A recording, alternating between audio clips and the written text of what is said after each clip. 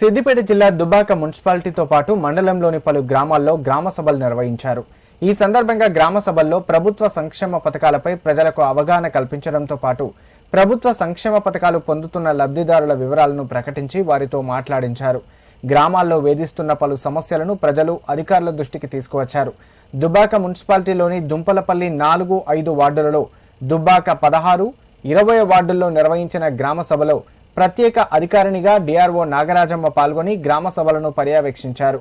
ప్రభుత్వ సంక్షేమ పథకాలను వివరించడంతో పాటు ప్రజా సమస్యలను పరిష్కరించే లక్ష్యంతో ప్రభుత్వం గ్రామ సభలు నిర్వహిస్తుందన్నారు.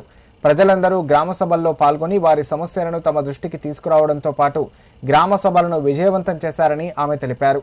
ఈ కార్యక్రమంలో municipal commissioner Ramesh Kumar, ward కౌన్సిలర్లు అధికం బాలకిషన్, కోలా నిరోష వెంకటస్వామి గౌడ్, దేవుని రాజు, ఐరేని అఖిల సాయితేజ, వివిధ శాఖల అధికారులు, గ్రామస్తులు పాల్గొన్నారు.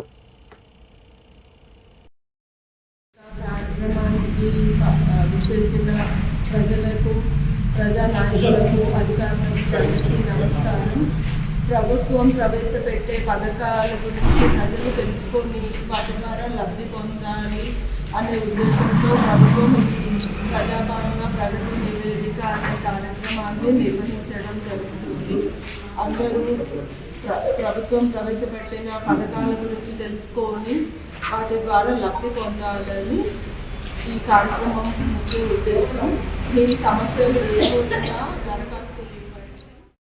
మీరు దరఖాస్తు రూపంలో మాకు ఇవ్వాల్సిందిగా కోరుతున్నాము. గృహజ్యోతి కానీ, మహాలక్ష్మి స్కీమ్ కానీ, రేషన్ కార్డ్స్ కానీ, ఇందిరమ్మ ఇల్లు కానీ, తర్వాత రైతు భరోసా కానీ, విద్యుత్ సమస్యలు కానీ, ఏ సమస్యను కూడా ఇవ్వవచ్చు. అదేవిధంగా డిపార్ట్మెంట్స్ ఉన్నాయి. మీ అంగన్వాడీ సమస్యలు ఏమన్నా కూడా అంగన్వాడీ కానీ, స్కూల్లో విషయాలు కానీ ఏమైనా కూడా రాసివ్వండి.